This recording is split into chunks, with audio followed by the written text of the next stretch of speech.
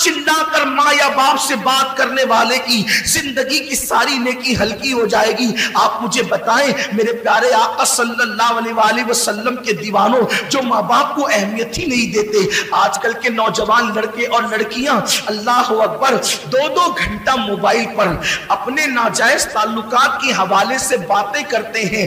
ماں انتظار کرتی ہے کہ میرا بیٹا مجھ سے میری خیریت تو پوچھے گا، بوڑھا باپ انتظار کرتا ہے میرا بیٹا میرے پاس بیٹھ کر کے کچھ خدمت تو کرے گا۔ لیکن افسوس کی بات ہے لڑکیوں کے لیے ٹائم ہے، دوستوں کے لیے ٹائم ہے، کیرم کلبوں کے لیے ٹائم ہے، تاش کے پتوں کے لیے ٹائم ہے، ہوٹلوں کے لیے ٹائم ہے، پکنک کے لیے ٹائم ہے، سب کے لیے ٹائم ہے، لیکن بوڑھے ماں باپ کے لیے ٹائم نہیں ہے۔ جن ماں باپ نے زندگی کا سب سے زیادہ وقت ہمیں دیا ہے، ماں باپ نے سب سے زیادہ ٹائم ہمیں دیا ہے، ان ماں باپ کے لیے ہمارے پاس ٹائم نہیں ہے۔ ہر ایک کے لیے ٹائم ہے۔ میرے آقا علیہ السلام کے دیوانوں سب کے لیے محبتوں کی سوگاتیں ہیں، ماں باپ کے لیے محبت کی سوگات نہیں۔ اور یاد رکھنا میں اپنے جوانوں سے یہ بات کہنا چاہتا ہوں، جس کی زندگی میں ماں باپ کی دعا نہیں ہے اس کی زندگی کبھی پربہار نہیں ہو سکتی، اس کی زندگی خوشیوں سے مالا مال نہیں ہو سکتی۔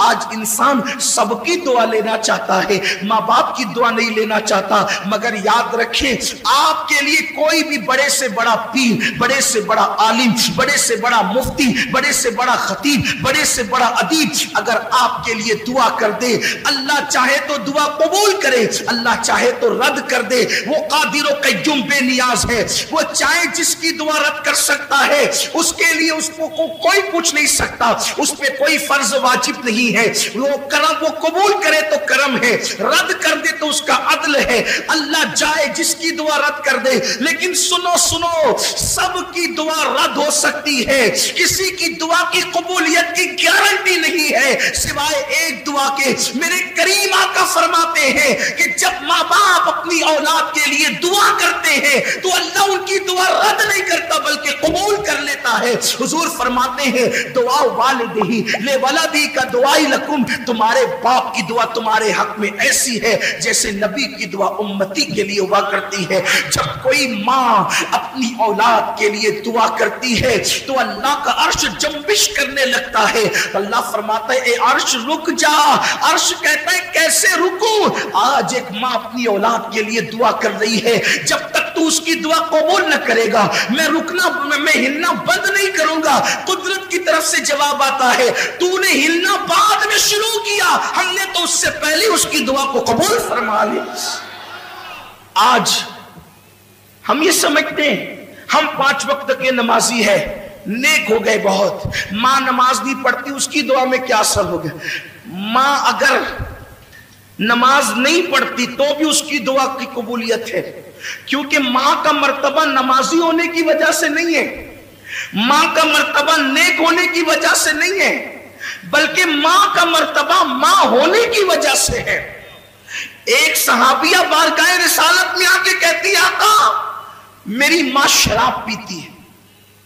صحابیہ کہہ رہی میری ماں شراب پیتی ہے، کیا میں اپنی ماں کی خدمت کروں؟ حضور فرماتے ہیں ہاں خدمت کر۔ عرض کی حضور وہ شراب پینے کے لیے میخانے میں جاتی ہے، حضور فرماتے ہیں محبت سے سمجھا، اور اگر نہ مانے جب وہ شراب پی کے بے ہوش ہو جائے تو ادب سے اس کو اٹھا کر لا اور اس کے بستر پہ لٹا دی۔ یہ اسلام کی تعلیم ہے، لیکن آج ماں باپ کے ساتھ اس نے سلوک نہیں ہے۔ ماں باپ کو گھر کا کچرا سمجھا جاتا ہے، ماں باپ کو ذلیل و رسوا کیا جاتا ہے۔ یاد رکھنا ہمیشہ جوان نہیں رہو گے، جس دن تمہاری جوانی ڈلے گی تم بھی باپ بنو گے، خواتین بھی ماں بنے گی۔ تم نے اپنی اولاد کے ساتھ جیسا سلوک کیا تمہاری اولاد اس سے بدتر تمہارے ساتھ سلوک کرے گی۔ تم اپنے ماں باپ کے ساتھ جیسا سلوک کرو گے، جیسا سلوک کرو گے، اگر ان کو ستایا اس سے زیادہ تم ستائے جاؤ گے، اور تم نے ان کی خدمت کی تو اس سے زیادہ تمہاری اولاد تمہاری خدمت کرے گی۔ یہ بڑے عظیم لوگ ہیں۔ ماں باپ کا جھری پڑا ہوا چہرہ دیکھنا وہ ثواب کا درجہ ہے کہ کسی خوبصورت کو دیکھنے پر بھی وہ ثواب نہیں ملتا جو ماں باپ کے جھری پڑے ہوئے چہرے کو دیکھ کے ثواب ملتا ہے۔ اور یہ بات ہمیشہ یاد رکھنا، جس دن یہ چہرے قبروں میں چلے جائیں گے نا، پھر ان چہروں کو ترسو گے تو یہ چہرے کبھی خواب میں بھی نظر نہیں آئیں گے. یہ چہرے ہر عبادت کی قضا ہے. میں اپنے اہل علم دوستوں سے توجہ چاہتا ہوں، غلطی کروں تو میری اصلاح کریں. ہر عبادت کی قضا ہے. عشاء نہیں پڑھی، کبھی احساس ہو گیا کہ میں نے فروری کی 2019 کی 9 تاریخ کی عشاء نہیں پڑھی تھی.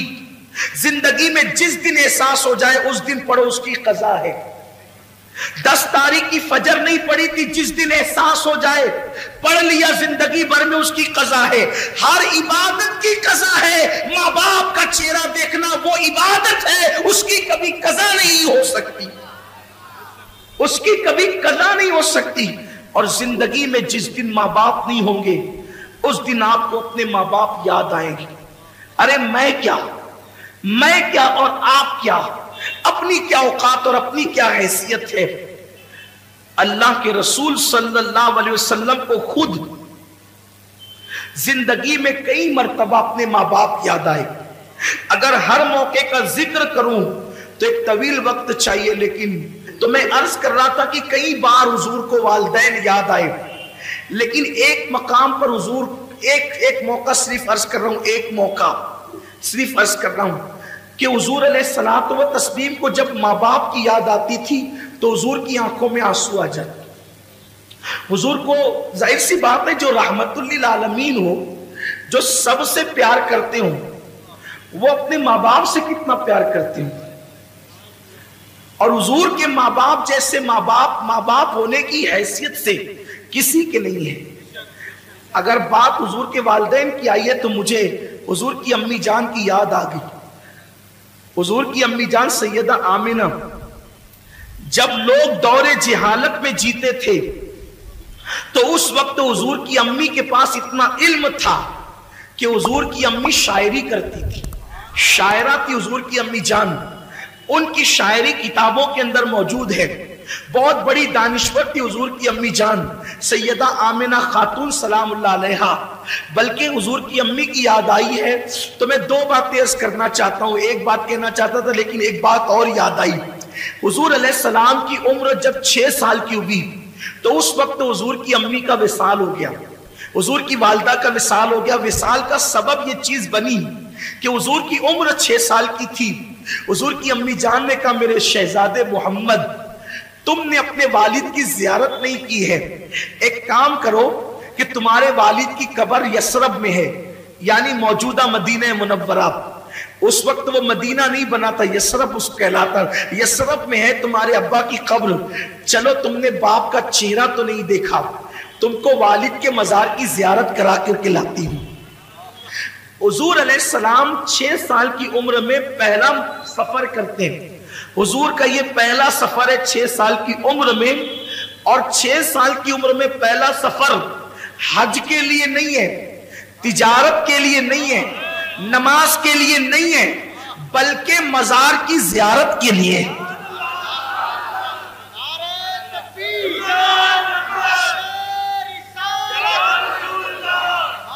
بڑی معذرت کے ساتھ جو دوست قبروں کے مخالف ہیں، مزارات کی زیارت کے مخالف ہیں، میں ان کو کہنا چاہتا ہوں کہ حضور نے تو زندگی کا پہلا سفر مزار مقدس کی زیارت کے لیے کیا، اور وہ بھی اپنے والد کے مزار کی زیارت کے لیے. 6 سال کی عمر میں حضور اپنی امی سے کہتے ہیں امی ٹھیک ہے. دراصل بات یہ تھی کہ حضور اپنی ماں کے پیٹ میں تھے اور صرف 2 مہینے یا 3 مہینے یا 4 مہینے کے اندر عمل کی شکل میں تھے. حضور کے والد کا وصال ہو حضور کے والد کا وصال ہو گیا. وہ تجارت کے لیے گئے تھے، ملک شام سے واپس لوٹ رہے تھے جسے ہم مدینہ منورہ کہتے ہیں. اب جب وہاں پہنچے تو ان کی ننیال میں رکے، بیمار ہوئے اور وہیں پر آپ کا وصال ہو گیا. تو حضور کی امی نے کہا تھا بیٹا چلو میں تمہیں اب تمہارے والد کی مزار کی زیارت کرا دوں.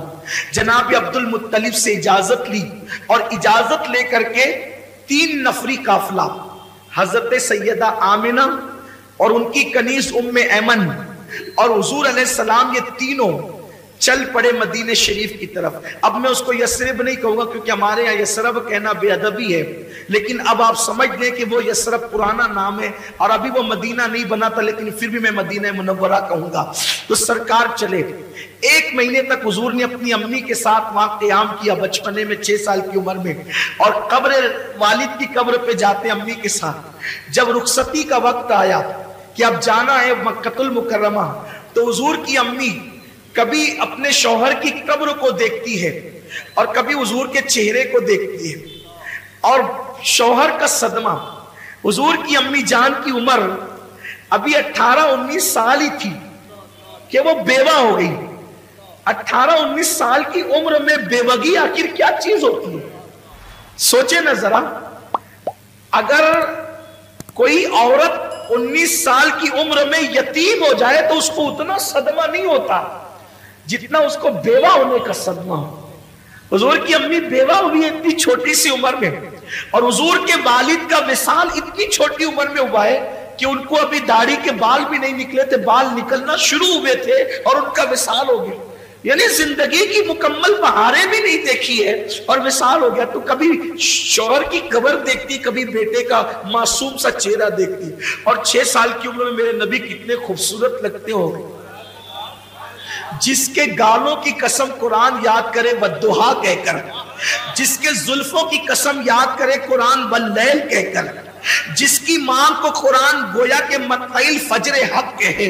آخر اس رسول اعظم جب بچے لڑکپن کی طرف جاتے تو بڑے خوبصورت لگتے ہیں، جب جوانی کی طرف جاتے تو بڑے حسین لگتے ہیں. عام بچے بھی خوبصورت لگتے ہیں، تو جس کی صورت خدا بھاتی ہو اس کے شباب کا عالم کیا ہوگا؟ گود میں عالم شباب، حال شباب کچھ نہ پوچھ.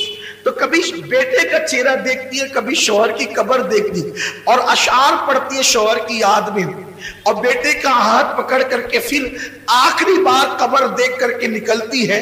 اسی میں طبیعت میں تبدیلی شروع ہوئی، طبیعت بدلنا شروع ہوئی، سفر شروع ہوا، یہاں تک کہ مقام ابوا تک پہنچتے پہنچتے اب سفر کی ہمت نہیں رہی.